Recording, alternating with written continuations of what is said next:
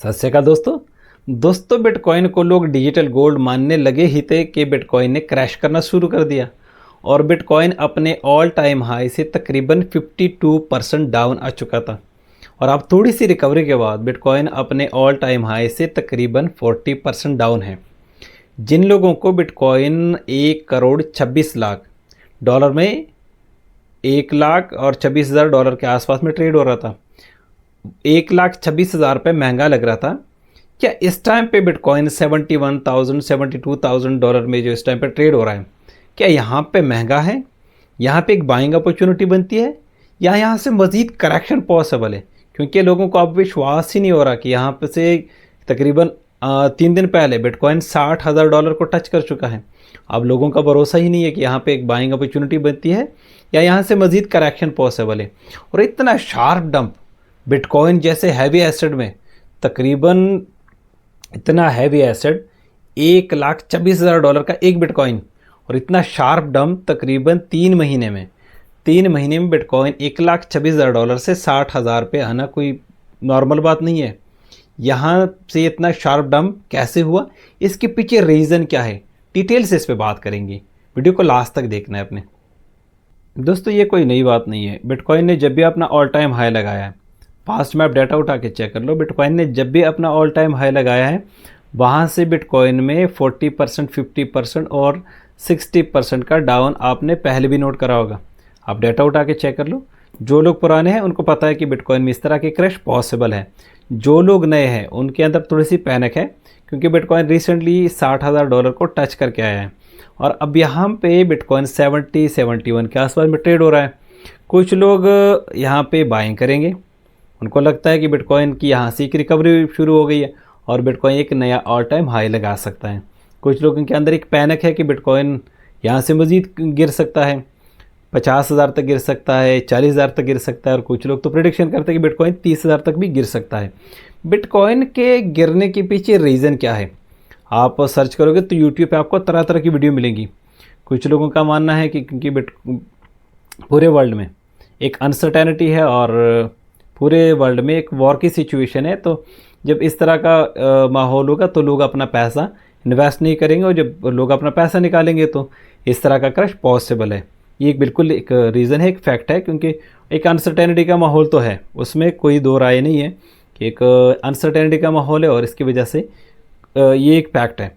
और दूसरा एक आपको ये एक सुनने को मिलेगा कि अभी रिसेंटली जो यूएस के प्रेसिडेंट है उसने अपने फेड चेयरमैन को, नए जो चेयरमैन उसको अनाउंस कर दिया, और वो इसके बारे में मशहूर है कि वो रेट कट नहीं करते, और जब रेट कट नहीं होगा नया पैसा मार्केट में नहीं आएगा तो बिटकॉइन ऊपर ही नहीं जाएगा। तो इसकी वजह से लोग कहते हैं कि क्योंकि लोगों को लगता है कि पैसा यहाँ से निकलेगा और बैंकों के पास पैसा जाएगा, जब नया पैसा नहीं आएगा तो बिटकॉइन में क्रैश, ये भी एक रीज़न है, ये भी एक फैक्ट है, लेकिन मैं इसको नहीं मानता हूँ। इसके पीछे एक जो लोग क्वांटम कंप्यूटर पे बिलीव करते हैं वो भी एक फैक्ट लोग आपको बताते हैं कि क्वांटम कंप्यूटर जिस हिसाब से उस पर, जिस स्पीड से उस पर काम हो रहा है, तो अब फ्यूचर में क्योंकि क्वांटम कंप्यूटर में तो आना ही है, उसमें कोई वो नहीं है, वो एक रियल है, वो एक हकीकत है कि क्वांटम कंप्यूटर पे बहुत तेज़ी से काम हो रहा है। तो लोगों को लगता है कि क्वांटम कंप्यूटर अगर आ गया तो बिटकॉइन हैक हो सकता है, आपके प्राइवेट की हैक हो सकते हैं और आपका बिटकॉइन जा सकता है। तो लोगों को अंदर एक पैनिक सा ये भी एक आपको सुनने को मिलेगा। लेकिन बिटकॉइन को हैक करना पॉसिबल नहीं है, क्योंकि क्वांटम कंप्यूटर ठीक है एक हकीकत है, लेकिन बिटकॉइन जिस हिसाब से डिज़ाइन किया गया है वो एक ब्लॉकचेन टेक्नोलॉजी है, उसको हैक करना इतना आसान नहीं है। जिस हिसाब से क्वांटम कंप्यूटर पे काम हो रहा है उस हिसाब से बिटकॉइन भी अपडेट हो रहा है, तो ये तो पॉसिबल नहीं है कि बिटकॉइन को हैक किया जा सकता है। इसके पीछे क्या रीज़न है मैं आपको बताता हूँ। रियल रीज़न अगर आपने समझना है ना, क्योंकि अभी आप बिटकॉइन के बारे में थोड़ा सा सर्च कर लो पूरे वर्ल्ड में, क्योंकि आपको पता है कि बिटकॉइन की सप्लाई लिमिटेड है, 21 मिलियन की सप्लाई है, ये बढ़ नहीं सकती। आप रियल वर्ल्ड एसेट को सर्च करोगे, गोल्ड और सिल्वर को, क्योंकि उसकी सप्लाई लिमिटेड नहीं है, उसकी आप माइनिंग कर सकते हो, जब तक ज़मीन के अंदर सोना है आप निकाल सकते हो, और बिटकॉइन की सप्लाई लिमिटेड है। और आपको पता है कि इस टाइम पे जो बड़ी बड़ी कंपनी है, जो ETFs है और जो बड़ी बड़ी कंट्रीज़ है, वो अपने रिज़र्व को बिटकॉइन में करना चाहते हैं। तो उनको बिटकॉइन चाहिए, और उसको बिटकॉइन हाई में नहीं, बिटकॉइन को नीचे के प्राइस में चाहिए। ये रीज़न है।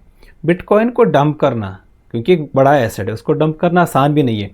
डंप कैसे हुआ? क्योंकि आपको पता है कि जो पास्ट में अगर बिटकॉइन की सप्लाई थी वो एक आम ट्रेडर के पास थी, जो लोग इस बिटकॉइन में इन्वेस्ट करते हैं उनके पास सप्लाई थी।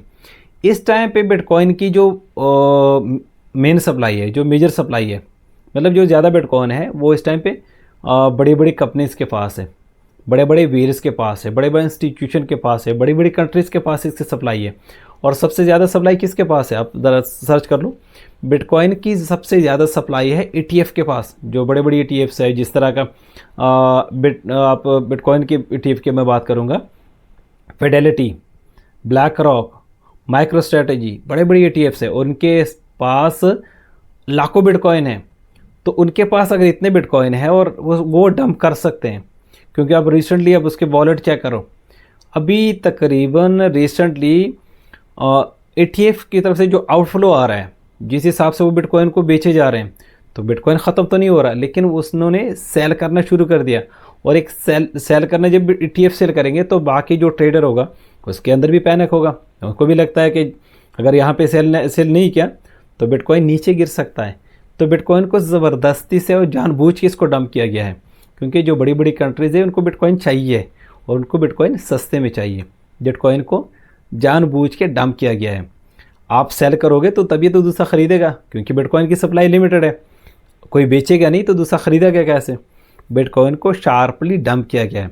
बिटकॉइन अब नेक्स्ट 3 मंथ्स में क्या हो सकता है? बिटकॉइन यहाँ से ऊपर जा सकता है, नीचे जा सकता है। अब जो मैं प्रेडिक्ट कर रहा हूँ, बिटकॉइन इस शार्प डंप के बाद इतनी स्पीड से रिकवरी नहीं करेगा। बिटकॉइन का मार्केट एक साइडवेज हो जाएगा, एक और करेक्शन पॉसिबल है। और अगर परचेज़ करने का मौका मेरे को मिले तो मैं परचेज़ करूँगा डेफिनेटली। मैं आपको कोई फाइनेंशियल एडवाइस नहीं देता हूँ, आपने परचेज़ करना है नहीं करना वो आपकी अपनी रिसर्च है।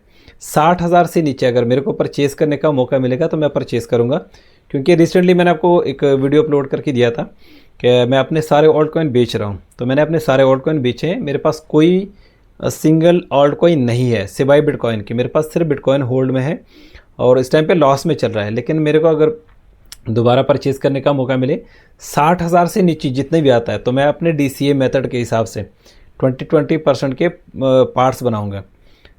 57, 58 पे थोड़ी सी बाइंग करूँगा, नीचे आता है 52, 53 तक थोड़ी सी बाइंग करूँगा।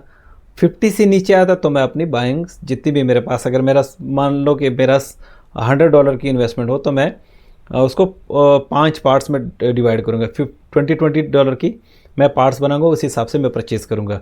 इसके बाद बिटकॉइन का मार्केट साइडवेज हो सकता है कुछ टाइम के लिए, रिकवरी तो होगी, डेफिनेटली होगी।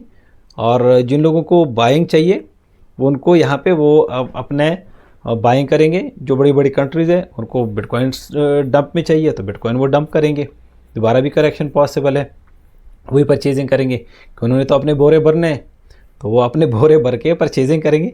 आप भी परचेज़ कर सकते हो। और अगर वीडियो पसंद आए तो वीडियो को लाइक कर सकते हो, चैनल को भी सब्सक्राइब कर सकते हो। मज़ीद इस तरह की इंफॉर्मेशन वीडियो के लिए आप चैनल को फॉलो कर सकते हो।